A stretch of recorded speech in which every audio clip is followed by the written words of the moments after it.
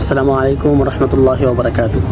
দেশ এমন দেশের বাহিরে যেখানে আছেন না কেন, সবার কি অবস্থা, কেমন আছেন? আলহামদুলিল্লাহ আমি ভালো আছি।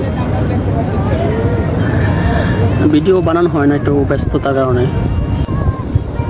ছোট্ট লামিসা 8 বছরের শিশু, কি বোঝে দুনিয়া সম্বন্ধে? কি বোঝে, কি বুঝছে?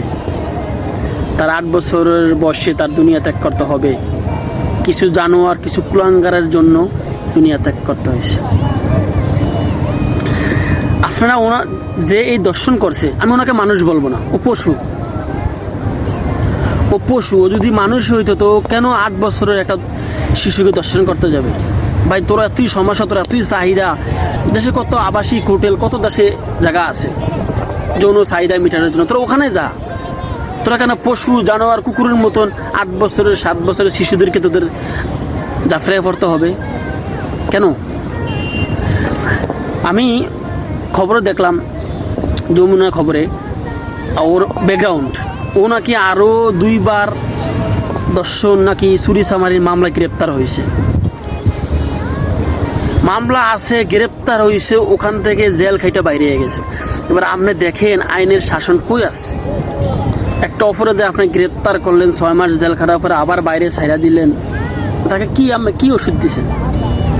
কি সে 6 মাস পরে বাইরে আইসা আবার সেম কামগুলোই করে?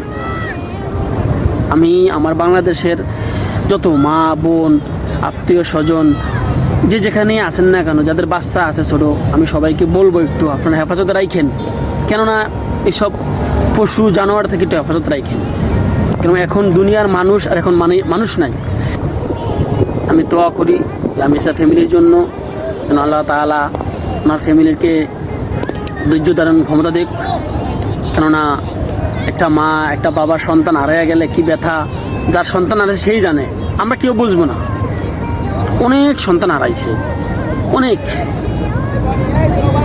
কিন্তু তাদের বিচার হয়। আমি বললাম না আইন আছে, কিন্তু আইনের যে ধারাটা লাস্টে তদন্ত করে আপনার দেখা যায় এটার সাথে একটা জড়িত না, একটা মানুষ জড়িত আছে। আমি বলবো যারাই বর্তমানে দায়িত্বে আছেন, শাসকে আছেন, দেশ পরিচালনার দায়িত্বে আছেন, এই জিনিসগুলো দেখেন। দর্শন করে দর্শনের বিচার হয় না, 2-6 মাস পরে চইলা আসে জেলা থেকে। এটা কেমন আইন, কেমন দেশ?